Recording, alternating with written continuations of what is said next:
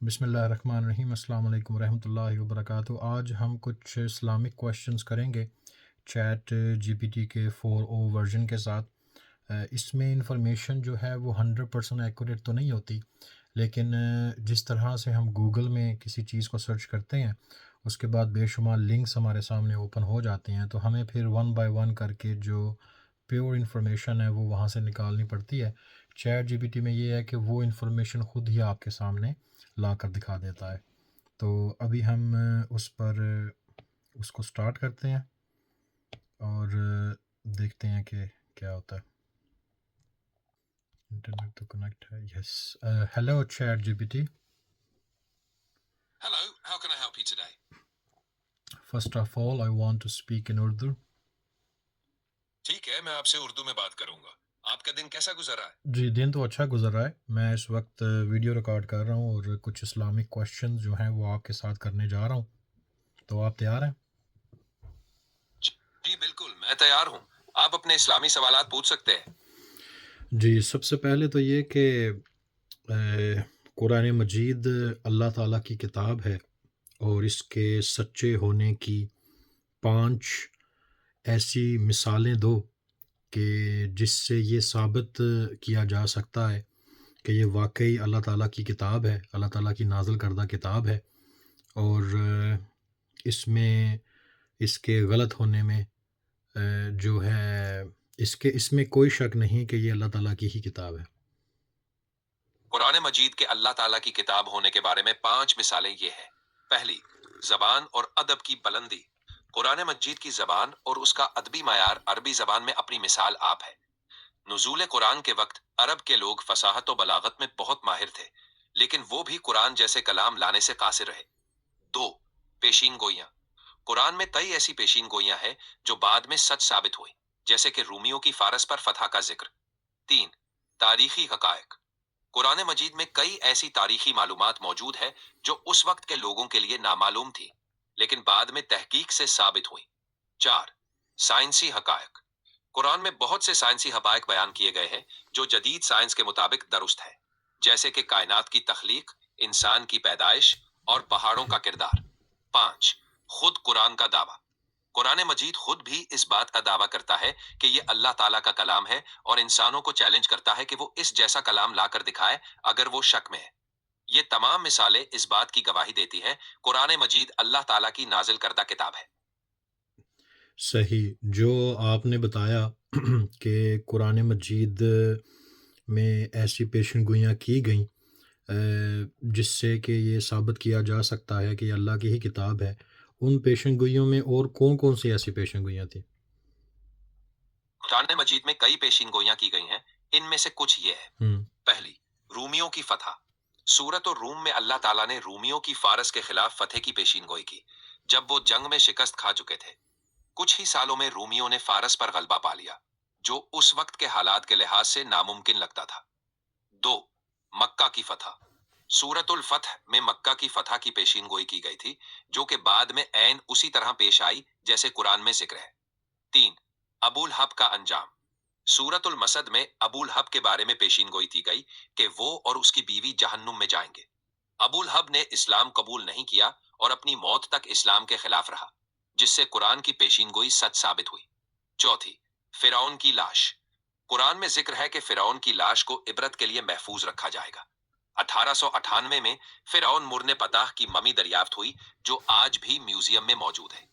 پانچ، حفاظت قرآن۔ قرآن میں یہ پیشین گوئی بھی موجود ہے کہ اللہ خود اس کی حفاظت کرے گا۔ 1400 سال سے زائد کا عرصہ گزر چکا ہے اور قرآن میں ایک نقطہ یا زبر زیر کا فرق بھی نہیں آیا۔ یہ تمام مثالیں اس بات کی گواہی دیتی ہے قرآن مجید اللہ تعالیٰ کی نازل کردہ کتاب ہے۔ بہت بہت شکریہ۔ اس کے بعد آپ نے اگزامپل دی کہ کچھ ایسے حقائق قرآن مجید میں بتائے گئے جو اس وقت کے لوگوں پر پہلے سے ثابت شدہ نہیں تھے اور آج ترقی یافتہ دور میں ہمیں ان چیزوں کا پتہ چلا ہے، تو وہ کون کون سے ایسے حقائق ہیں؟ قرآن مجید میں بہت سے ایسے حقائق بیان کیے گئے ہیں جو اس وقت کے لوگوں کے لیے نامعلوم تھے اور جنہیں جدید سائنسی ترقی کے ساتھ دریافت کیا گیا ہے۔ ان میں سے کچھ یہ ہے۔ کائنات کی تخلیق۔ قرآن میں کائنات کی تخلیق کے بارے میں ذکر ہے کہ یہ ایک دھماکے سے شروع ہوئی جو بگ بینگ نظریے کے مطابق ہے۔ 3. کائنات کی وسعت۔ قرآن کہتا ہے کہ کائنات پھیل رہی ہے۔ جدید سائنس نے یہ ثابت کیا ہے کہ کائنات مسلسل پھیل رہی ہے۔ 6. انسان کی پیدائش۔ قرآن میں انسان کی تخلیق کے مراحل تفصیل سے بیان کیے گئے ہیں جو جدید علم جنین کے مطابق ہے۔ 4. پہاڑوں کا کردار۔ قرآن میں کہا گیا ہے کہ پہاڑ زمین کو تھامے رکھتے ہیں۔ جیولوجی میں یہ بات سامنے آئی ہے کہ پہاڑ زمین کی پرتوں کو استحکام فراہم کرتے ہیں۔ 6. سمندروں کی گہرائیاں۔ قرآن میں سمندر کی گہرائیوں کی تاریکیوں کا ذکر ہے جو جدید سمندری سائنس کے مطابق درست ہے کیونکہ روشنی بہت گہرائی تک نہیں پہنچتی۔ یہ تمام حقائق اس بات کی نشاندہی کرتے ہیں کہ قرآن ایک الہامی کتاب ہے۔ بہت بہت شکریہ۔ اس کے بعد آج کے دور میں جس طرح سے قرآن مجید اسی طرح سے موجود ہے جس طرح سے حضور علیہ الصلاۃ والسلام کے زمانے میں موجود تھا، تو جب حضور علیہ الصلاۃ والسلام پر قرآن نازل ہوتا تھا تو قرآن نازل ہونے سے لے کر کتابی شکل میں آنے تک کا یہ سفر کیسا تھا؟ قرآن مجید کے نزول سے لے کر اس کے کتابی شکل میں آنے تک کا سفر کچھ اس طرح تھا۔ پہلا، نزول۔ قرآن مجید حضور نبی اکرم صلی اللہ علیہ وسلم پر تقریباً 23 سال کے عرصے میں نازل ہوا۔ یہ نزول مختلف حالات اور مواقع پر ہوتا رہا۔ جبرائیل علیہ السلام وحی لے کر آتے اور آپ صلی اللہ علیہ وسلم کو آیات یاد کرواتے۔ 2. حفظ۔ نزول کے فوراً بعد صحابہ کرام رضی اللہ تعالی عنہم آیات کو حفظ کر لیتے تھے۔ عربوں کی زبان پر زبردست گرفت ہوتی تھی اور وہ زبانی طور پر چیزوں کو یاد کرنے میں ماہر تھے۔ 3. تحریر۔ ساتھ ہی وحی کو لکھنے کا بھی انتظام تھا۔ مختلف صحابہ جنہیں پاتبین وحی کہا جاتا ہے نازل شدہ آیات کو چمڑے، ہڈیوں، کھجور کے پتوں اور دیگر موجود وسائل پر لکھ لیتے تھے۔ 4. مکمل مجموعہ۔ حضور صلی اللہ علیہ وسلم کی زندگی میں قرآن کا مکمل مجموعہ تیار نہیں ہوا تھا لیکن تمام آیات کو محفوظ کر لیا گیا تھا۔ کتابی شکل۔ حضرت ابو بکر صدیق رضی اللہ تعالی عنہ کے دور خلافت میں جنگ یمامہ کے بعد جب بہت سے قراء شہید ہو گئے، حضرت عمر رضی اللہ تعالی عنہ کے مشورے پر قرآن کو مرتب کرنے کا فیصلہ کیا گیا۔ حضرت زید بن ثابت رضی اللہ تعالی عنہ کی سربراہی میں ایک کمیٹی نے مختلف ذرائع سے جمع کیا اور اسے ہاں کنٹینیو رکھو۔ حضرت زید بن ثابت رضی اللہ تعالی عنہ پر بہت احتیاط سے یہ کام انجام دیا تاکہ قرآن کی کوئی آیت یا لفظ چھوٹ نہ جائے۔ 6. نسخوں کی تیاری۔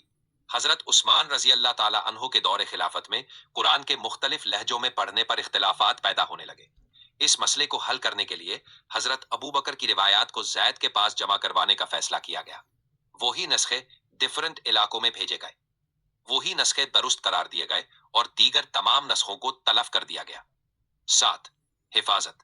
قرآن کو اللہ تعالیٰ نے خود محفوظ رکھنے کا وعدہ کیا ہے۔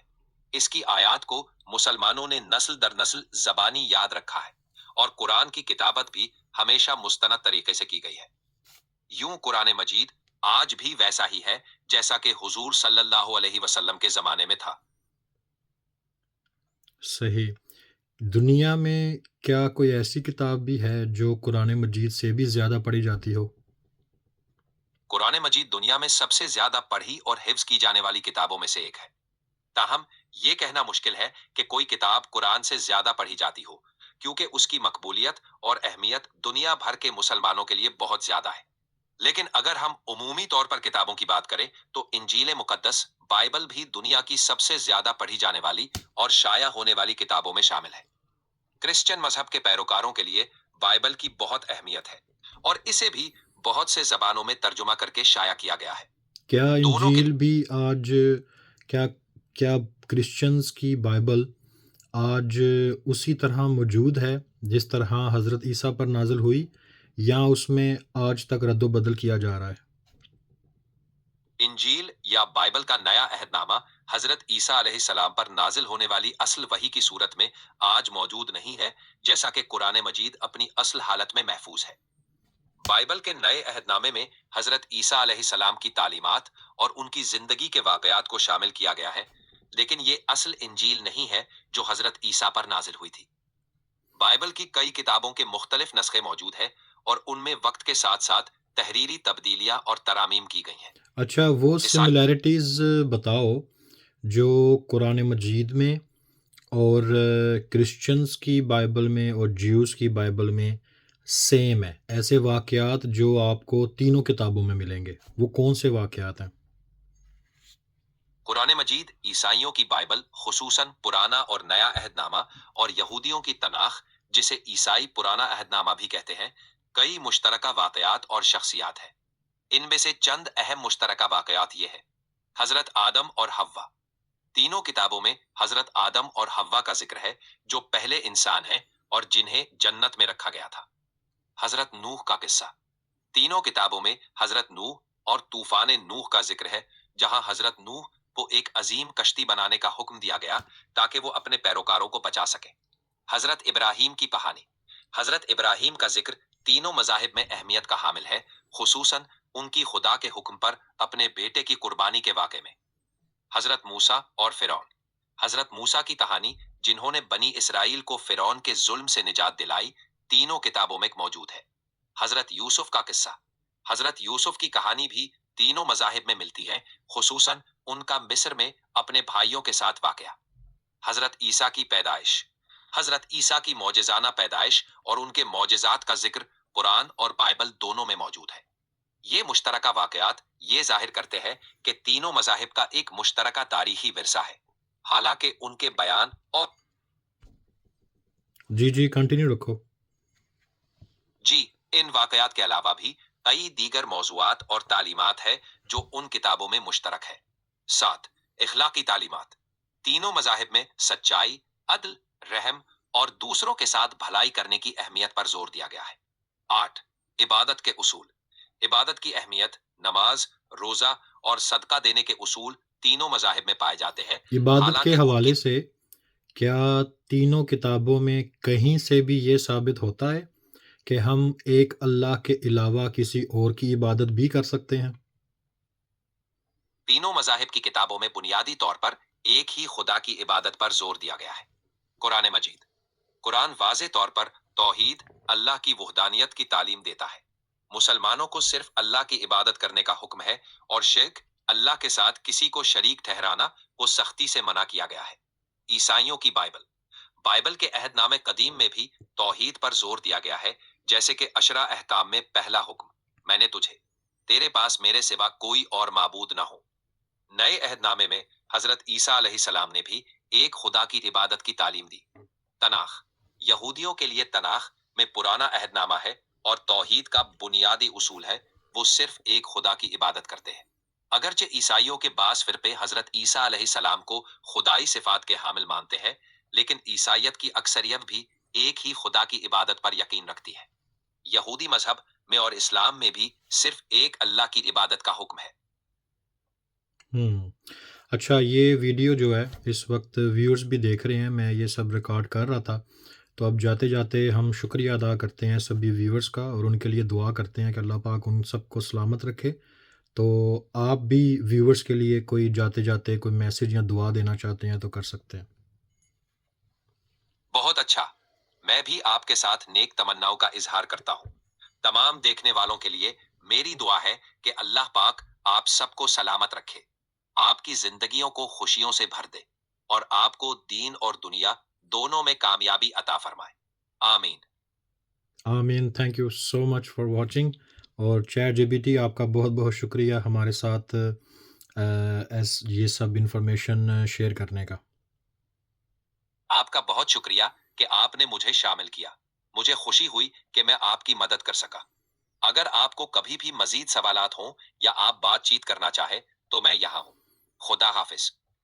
نیکسٹ ٹائم دوبارہ ملیں گے۔ تھینک یو سو مچ۔ اللہ حافظ۔